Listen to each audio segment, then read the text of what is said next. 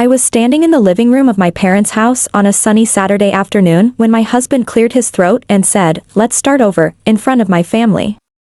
The air felt heavy as my mother's eyes widened and my younger sister glanced away. My father paused mid-chew, a fork hovering near his mouth. The room fell silent, filled only by the ticking clock on the mantel. I could almost taste the tension rising between us.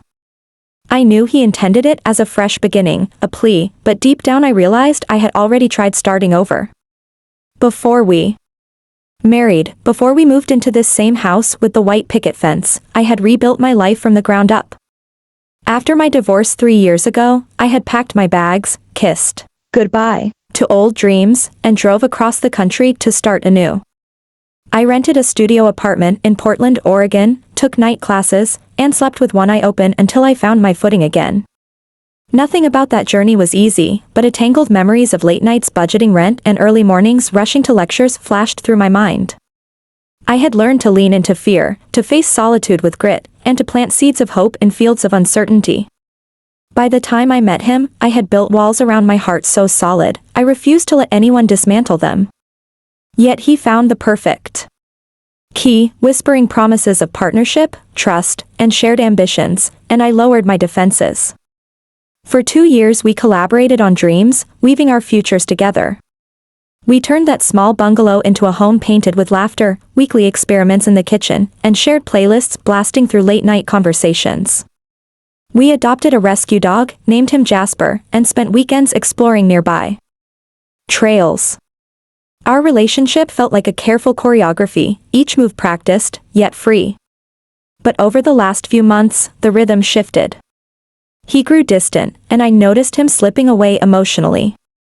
Conversations turned into monosyllables, and our shared projects stalled mid-sentence. I tried reaching out, asking him to talk or connect. He apologized and promised change, but I watched him retreat into work and screens, as if hiding behind tasks could shield him from discomfort. During family gatherings, he seemed paralyzed by expectation, unable to engage fully with my relatives. My siblings exchanged worried glances, and my mother nervously offered more dessert, hoping sweetness would ease the tension. Still, nothing bridged the growing divide between us.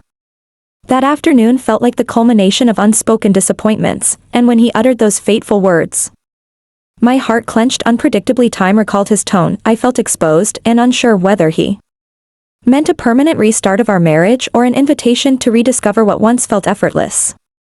The question hung between us like an anchor, dragging at my sense of stability. My family looked at me expectantly, waiting for me to respond, but my mouth felt dry and words dissolved before they could form. Instead, I searched his eyes for clarity, for truth, yet found only the same vulnerability that had drawn me to him in the first place. In that moment I paused, then I inhaled deeply, reminding myself that vulnerability could be a source of strength rather than weakness. I straightened my shoulders and let my gaze wander across my parents' floral wallpaper, each delicate bloom a reminder of growth and renewal. My sister offered a small, supportive smile, and I felt a surge of solidarity warm my chest. Jasper lifted his head from the rug, tail thumping softly, as if urging me forward. The silence stretched for what felt like an eternity until I finally cleared my throat and spoke quietly. I said, "I have already started over once, and I can do it again if I need to." My voice was steadier than I expected, but my heart thundered in my chest. My husband's brow furrowed, and he opened his mouth to protest. I held up my hand to stop him. "This isn't just about us," I continued, turning to face my parents.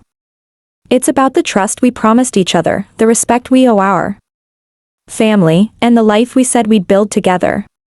That foundation is already here." Silence settled again, softer this time, like snowflakes landing on a still pond. I sensed my parents exhaling, relief mingled with apprehension in their pause. My sister reached out and squeezed my arm gently, her eyes telling me she was proud. My husband swallowed and looked down at the carpet. I could feel his weight shift, as though he was deciding which path to take. For years I had wondered if marriage would demand starting over repeatedly. Now I realized it was about commitment to growth, not erasure of history. I met his gaze and offered a smile, hoping he would Choose to step forward with me instead of stepping back. He lifted his head and met my eyes with something I hadn't seen in weeks, resolve. He nodded once, certain, and the tension in his shoulders eased. My mother smiled and dabbed at her eyes. My father cleared his throat as if to resume dinner. Jasper wagged his tail. In that moment I understood that starting over didn't always mean erasing what came before. Sometimes it meant recommitting, together. I woke the next morning to the soft hush of rain tapping against our bedroom window. The gentle patter sounded like a lullaby, coaxing me back to consciousness. I lay still for a moment, listening to the rhythm, feeling the comforting weight of the quilt across my legs. Outside, the sky was a pale gray, the world washed clean by overnight showers.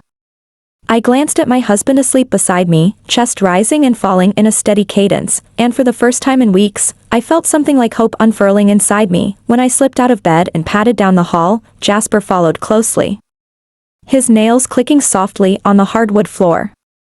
I paused in the doorway of our small kitchen and watched him circle the table twice before settling beneath my feet. Steam curled from the coffee pot as I poured a mug, the rich aroma filling the air. I carried the cup to our second-floor landing and peered out the window at the neighborhood street.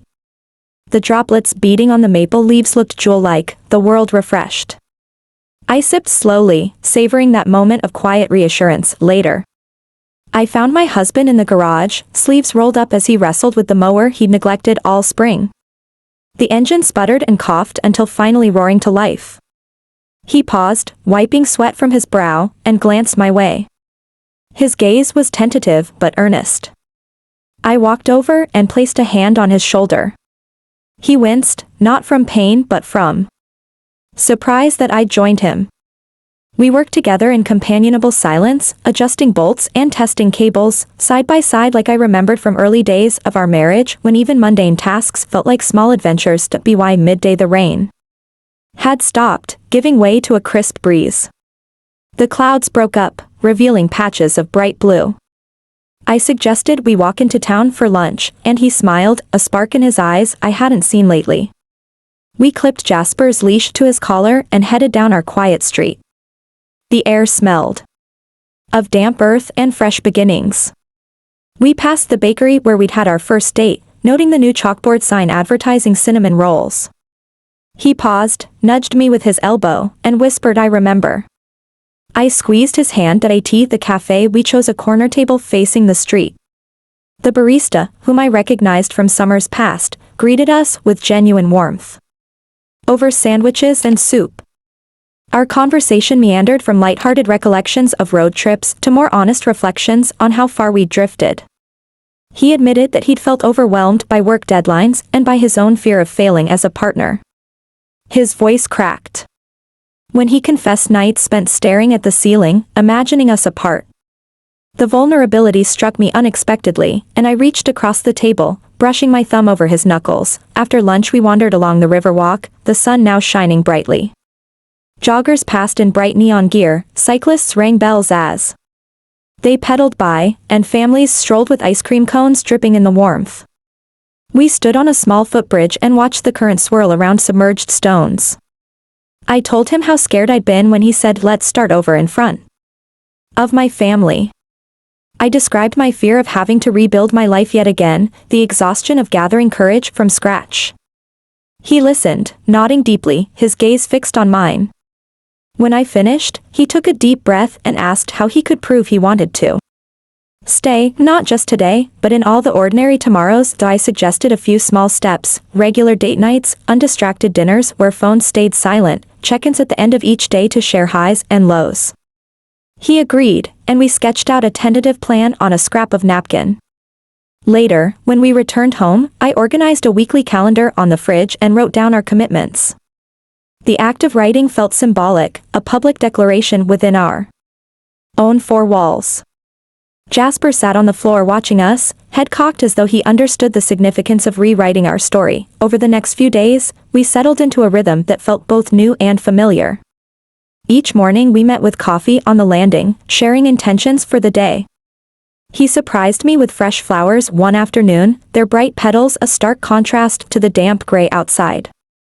I surprised him by tackling a home improvement project I'd been avoiding, repainting the guest room a warm shade of amber. We worked side by side, trading ideas on color combinations and furniture arrangements. The air smelled of paint and possibility. On a particularly balmy evening, we invited my parents over for dinner. The weather held steady at a comfortable 75 degrees, a gentle breeze rustling the hollyhocks in our backyard. As I passed bowls of steaming pasta and salad to my mother, I caught my father's approving nod. My sister lingered at the table, her laughter chiming like bells. My husband lifted his glass in a quiet toast to family, his eyes briefly meeting mine with gratitude. In that moment, surrounded by the soft glow of candlelight and the hum of easy conversation, I felt the fragile shoots of trust growing stronger. That night, after the dishes were done and the guests had left, we curled up on the couch with Jasper between us. The television played a low-key documentary, but we barely noticed the voices on screen. He leaned his head on my shoulder, and I laid my hand over his. The tension that had once thrummed through our marriage had softened into something warmer, a steady warmth, like embers glowing in a hearth that had been rekindled. I realized that chapter 2 of our story wouldn't be marked by a clean slate, but by the honest effort to rewrite our lines together. As I drifted off to sleep later, rain began tapping at the window again. The sound was no longer a reminder of past storms, but a promise that growth often follows hardship. And for the first time in a long while, I believed that our roots, though tested, could hold fast, and that our love would bloom anew. I woke to the soft glow of morning light slipping through the curtains, and for the first time in a long while, I didn't hesitate to stretch and smile. The air in our bedroom felt different, lighter, suffused with a promise that today would matter. I slipped out of bed and paused at the threshold, listening for Jasper's familiar snore. He was curled at the foot of the bed, his tail flicking in a dream. I knelt beside him and ran my fingers through his fur, feeling his contented sigh. This simple ritual felt emblematic of everything we'd reclaimed, small moments made sacred. By presence I made coffee in our kitchen, the aroma weaving through the house like a gentle invitation. On the counter, I noticed a sticky note in my husband's neat handwriting. I'm going for a run, see you at lunch. Love, M. My heart swelled. A month ago, the idea of him leaving without a word would have felt like abandonment. Now it felt like trust. I poured 2 mugs and carried one upstairs, settling onto the landing where we had come to share morning intentions. He joined me moments later, breath still slightly ragged from his jog, eyes bright with apology and hope. We traded plans for the day, him, a presentation at work he'd been nervous about, me, a meeting with the publisher about my freelance article on urban community gardens. We drank our coffee in companionable silence, leaning into the ritual we'd set, a daily check-in that reminded us we were on the same team. After he left, I petted Jasper and felt a rush of gratitude for the ordinary routines that once felt monotonous but now felt precious. I dressed for my meeting in a blouse the color of new leaves and pinned back my hair. I kissed Jasper's head and stepped out, the morning sun warming my back. The community center where the meeting was held buzzed with energy, volunteers unpacking seedlings on folding tables, elderly neighbors comparing tomato varieties, local kids chasing each other between the raised beds. I'd spent weeks interviewing people about how cultivating green spaces in urban neighborhoods could foster connection, and today the publisher wanted to see a draft. The editor greeted me by name, her recognition a reminder of how far I'd come since that first uncertain semester back in Portland. As we talked through revisions, I felt my confidence steady. I knew this project mattered to me, to the people whose stories I was telling, and to the community that needed hope rooted in something tangible. Meanwhile, my husband's text arrived, presentation went well. Missing you. I smiled at the simplicity of it. Love had found its way back through consistency and honesty. I replied with a thumbs-up emoji and tucked my phone away. When the meeting ended, I lingered to help water the seedlings, dirt under my nails and the scent of moist earth in my hair. The work felt grounding, a reminder that growth happens with care and patience, not magic. I headed home in the late afternoon, passing through the farmer's market set up on Main Street. The stalls gleamed with summer produce, peaches the color of sunsets, bouquets of zinnias in riotous color, jars of honey promising sweetness.